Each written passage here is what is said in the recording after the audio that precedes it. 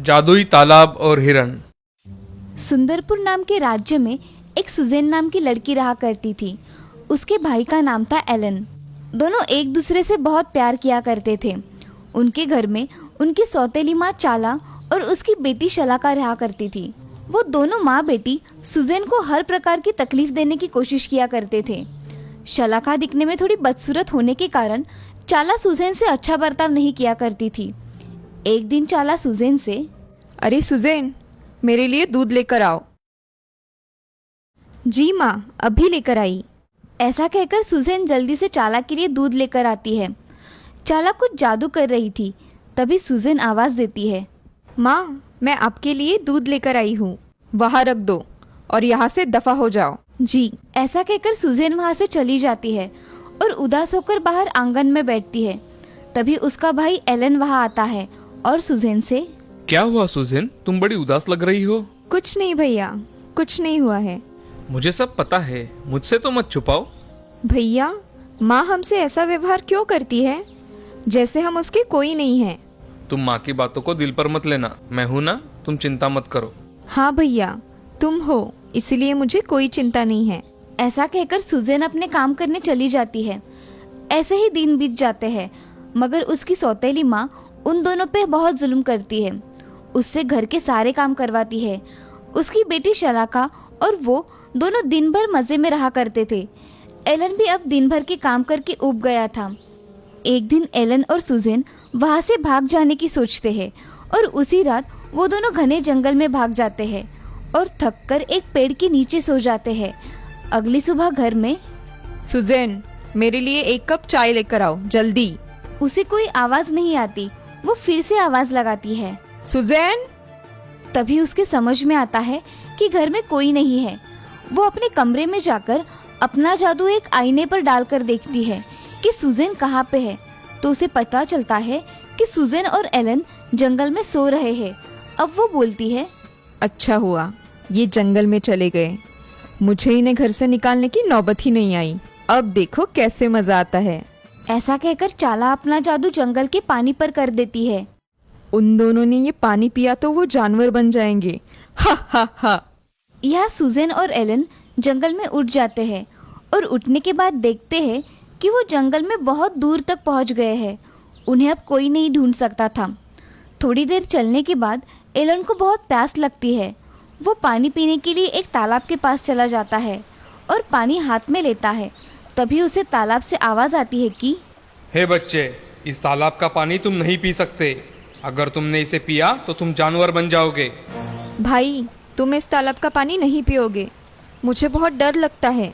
उसकी ये बातें सुन एलन भी कुछ नहीं बोलता और पानी ना पीकर अब दोनों वहाँ से चले जाते हैं। तभी थोड़ी ही दूर चलने के बाद एलन सुजेन से, अगर मुझे आगे कोई पानी का तालाब मिला तो मैं उसमें से पानी पी जाऊंगा। मुझे सच में बहुत प्यास लगी है। हाँ भैया, ठीक है। अब एलन और सुजेन बहुत देर तक चलते रहते हैं, मगर उन्हें कहीं पानी नजर नहीं आता। अब एलन को पानी की आवाज़ सुनाई देती है। एलन सुजेन से, सुजेन, यहाँ मुझे पानी की आवाज़ सुनाई दे रही है, चलो वहाँ जाकर देखते हैं। हाँ चलो भैया। वो दोनों पानी की आवाज़ सुनकर नदी के पास चले जाते हैं। उसके पानी को देख एलन जल्दी जल्दी पानी पीने के लिए पानी हाथ में लेता है। तभी नदी से आवाज़ आती है कि, बालक रुको, इस नदी का अगर तुम पानी पियोगे तो तुम जंगली पशु बन जाओगे। ये सब सुनकर सुजेन एलन को पानी पीने से मना करती है, मगर इस बार एलन उसकी बात नहीं मानता और वो पानी पी लेता है। पानी पी लेने के बाद एलन एक हिरन में बदल जाता है। वो खुद को हिरन बना देख बहुत दुखी होता है। तभी सुजेन उससे कहती है कि, भाई, मैंने तुम्हें कहा था ना इस तालाब का पानी मत पियो, मगर तुमने नहीं सुना। अब तुम मुझे छोड़कर कहीं मत जाना। यहाँ जंगल में बहुत भयानक पशु होंगे, तुम्हारी जान को खतरा होगा। ये सब सुनकर हिरन रोने लगता है और सुजेन के गले लग जाता है। तभी कुछ देर चलने के बाद सुजेन को एक झोपड़ी दिखाई देती है, जिसमें रहने का कुछ सामान तो होता है, मगर उसमें कोई नहीं रहता था।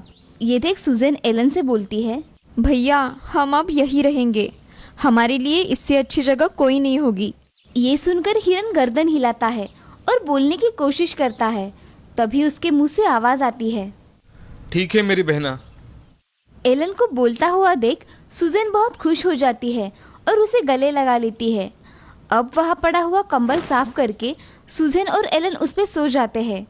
अगले दिन एलन और सुजेन दोनों मिलकर जंगल में बहुत घूमते हैं और कुछ खाने के लिए लेकर आते हैं।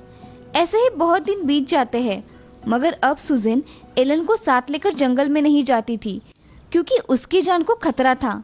इसीलिए उसके लिए ताज़ी घास घर में ही लेकर आया करती थी। अब एक दिन एलन सुजेन से, सुजेन कितने दिन हुए हैं मैं घर में हूँ, मुझे बाहर घूमने जाना है, मुझे जाने दो।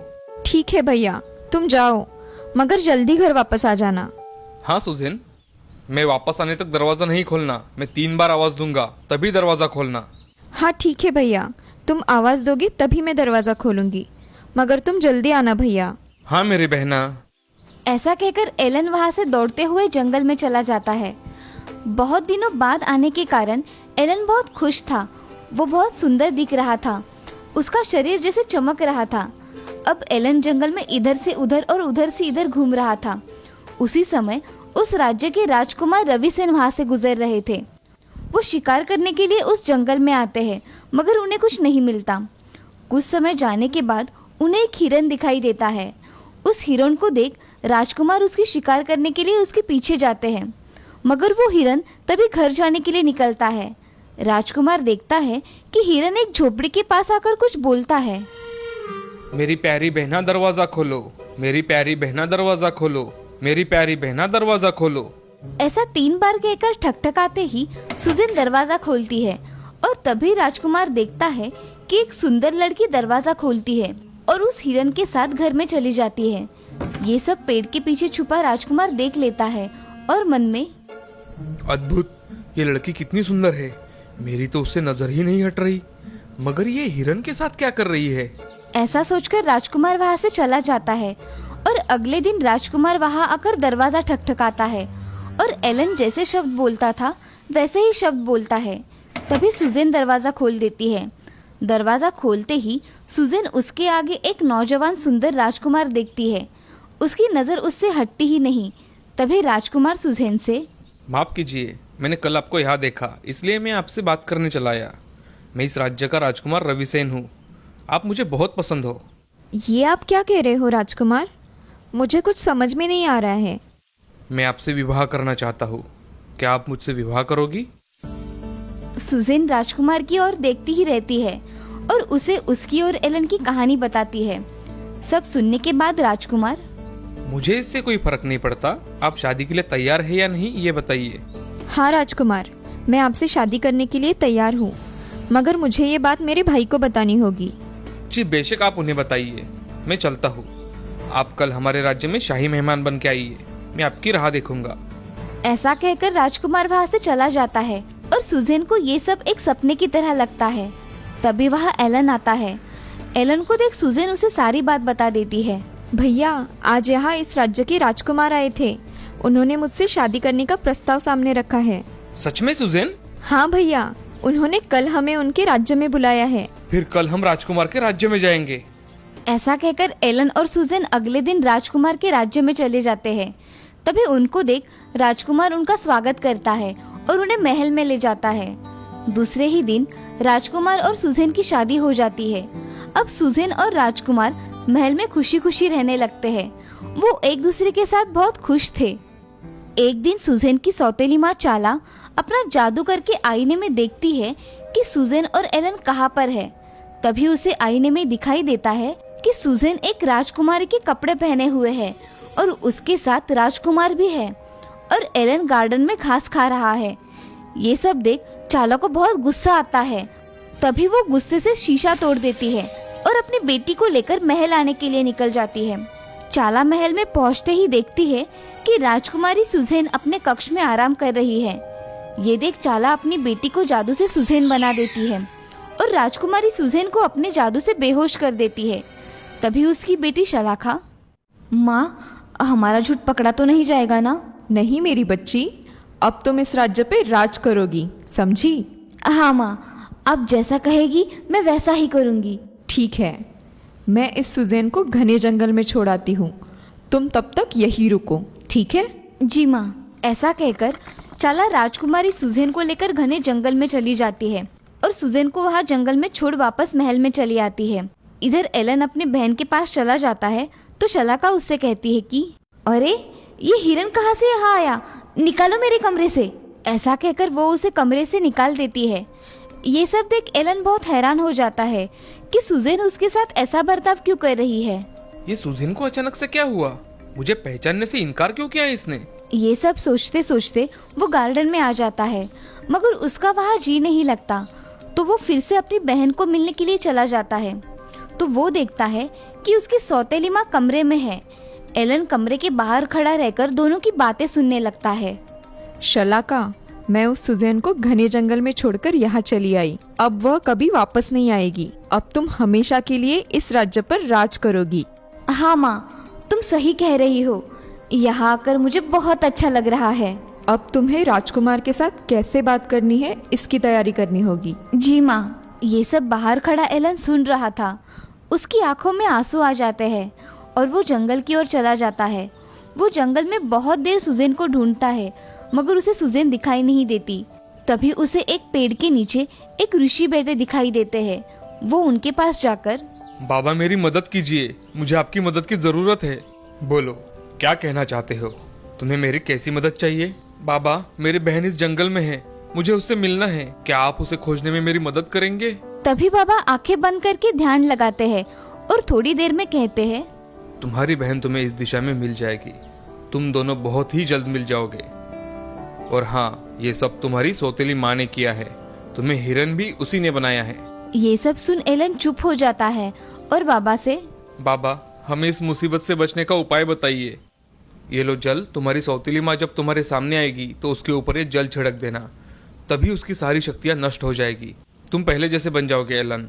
अब तुम इस दिशा में जाओ और राजकुमारी को लेकर जल्द ही महल में जाओ। ऐसा कहकर बाबा उसके गले में जल की बोतल बांध देते हैं। ठीक है बाबा, आपका बहुत बहुत धन्यवाद। ऐसा कहकर एलन बाबा ने बताई हुई दिशा की ओर चला जाता है और उसे कुछ देर चलने के बाद सुजैन एक पेड़ के नीचे बैठी दिखाई देती है। तभी एलन उससे, मेरी बहन, तुम ठीक हो? हाँ भैया, तुम मुझे ढूंढते हुए यहाँ तक आए। वो राजमहल में हमारी माँ और शलाका आई थी और उसने मुझ पर जादू करके यहाँ लाकर छोड़ दिया। मुझे सब पता है सुजैन। चलो अब हम राजमहल में चलते हैं। हाँ चलो भैया, मगर तुम्हारे गले में ये क्या है? मुझे सिद्ध बाबा ने ये जल दिया है, जिससे हम हमारी सौतेली माँ की सारी शक्तियाँ नष्ट कर सकते हैं और मैं पुनः मानव के रूप में आ जाऊंगा। अब तुम इसे अपने पास रखो, वक्त आने पर इसका सही इस्तेमाल करेंगे। उधर राजमहल में राजकुमार राजकुमारी के कमरे में चला जाता है और वहां जाकर देखता है कि राजकुमारी सोई हुई है। तो राजकुमार दासी से, राजकुमारी को क्या हुआ है? ये यहाँ ऐसे क्यों सोई है? उन्हें अच्छा नहीं लग रहा है, इसीलिए वो आराम कर रही हैं। वो उठ जाने पर मैं आपको बुलाऊंगी। जी, उन्हें आराम करने दीजिए। ऐसा कहकर राजकुमार कमरे से चला जाता है। इधर दासी बनी चाला अपने रूप में आ जाती है और शलाका से, मैंने तुम्हें कहा था ना कि ये लोग बहुत चालाक है। हमें संभल कर रहना होगा और हमारा नाटक अब ज्यादा देर तक नहीं चलेगा। मुझे कोई और उपाय ढूंढना पड़ेगा। हाँ माँ, मैं भी यही सोच रही हूँ। मुझे भी यही लग रहा है कि मुझे इस समस्या का कोई जल्द से जल्द समाधान ढूंढना पड़ेगा। ऐसा कहकर चाला अपने काम में लग जाती है और इधर एलन और सुजैन अपने महल में आते हैं। राजकुमारी सुजैन ने अपने कपड़े दासियों की तरह परिधान किए थे, जिससे उन्हें कोई पहचान ना सके। थोड़ी देर बाद एलन और सुजैन चुपके से राजकुमार के कमरे में चले जाते हैं। तभी सामने राजकुमार खिड़की के बाहर देख रहा था। तभी सुजैन उसे आवाज देती है, राजकुमार, मैं आ गई। राजकुमार वो आवाज सुन उस ओर देखता है। तभी उसे उसकी आंखों पर विश्वास नहीं होता। वो राजकुमारी को एक दासी के कपड़े पहने देखता है। तभी राजकुमार, राजकुमारी, आप यहाँ ऐसे इस कपड़ों में क्या कर रही है? राजकुमार, आपने मुझे पहचान लिया। मेरी सौतेली माँ ने यहाँ आकर मुझ पर जादू करके जंगल में भिजवा दिया और यहाँ वो और उसकी बेटी आकर रह रही है। ये सब सुन राजकुमार बहुत गुस्से में आ जाता है और मंत्रियों से, अभी क्या अभी महल में सभी मंत्रियों को बुलाया जाए। राजकुमार का आदेश मिलते ही सभी मंत्री दरबार में उपस्थित रहते हैं। तभी राजकुमार राजकुमारी के साथ महल में आता है और महल में आते ही वो महल में नकली राजकुमारी और उसकी दासी को बुलाने का आदेश देता है। थोड़ी ही देर में वो नकली राजकुमारी और उसकी माँ आ जाते हैं। तभी उनकी नज़र राजकुमार के पास खड़ी राजकुमारी सुजैन पर पड़ती है, तो वो बहुत गुस्से में आ जाती है। तभी वो अपना असली रूप धारण कर लेती है। इन्हें अभी के अभी बंदी बना लिया जाए। इन्होंने राजकुमारी को जान से मारने की कोशिश की है। आप क्या मुझे बंदी बना लोगे? मैं कभी किसी के हाथ नहीं आती और मैं इस राजकुमारी को नहीं छोड़ूंगी। ऐसा बोलकर चाला मंत्र पढ़ती है और उसके ऊपर कुछ करे। तभी सुजैन अपने पास रखा हुआ जादुई जल जो कि बाबा ने दिया हुआ था उसे निकालकर चाला के बदन पर छिड़क देती है। तभी उस जल के प्रभाव से उसका जादू काम करना बंद कर देता है। ये सब देख चाला बहुत गुस्से में आ जाती है और अपने आप को संभाल नहीं सकती। तभी राज्य के सिपाही उसे लेकर कारागृह में डाल देते हैं। ये सब देख राजकुमार और राजकुमारी बहुत खुश हो जाते हैं और उस जल के प्रभाव से चाला की बुरी शक्तियां नष्ट हो जाती है और उसी के साथ एलन भी अपने मूल रूप में वापस आ जाता है। ये सब देख सभी बहुत खुश हो जाते हैं। अब सब बहुत खुशी खुशी रहने लगते हैं। इस कहानी से हमें ये सीख मिलती है कि जिंदगी में हमेशा अच्छे कर्म करने चाहिए, कभी भी बुरे कर्म नहीं करने चाहिए। बुरे कर्मों का फल बुरा ही होता है। वो कहते हैं ना, कर भला तो हो भला, कर बुरा तो हो बुरा।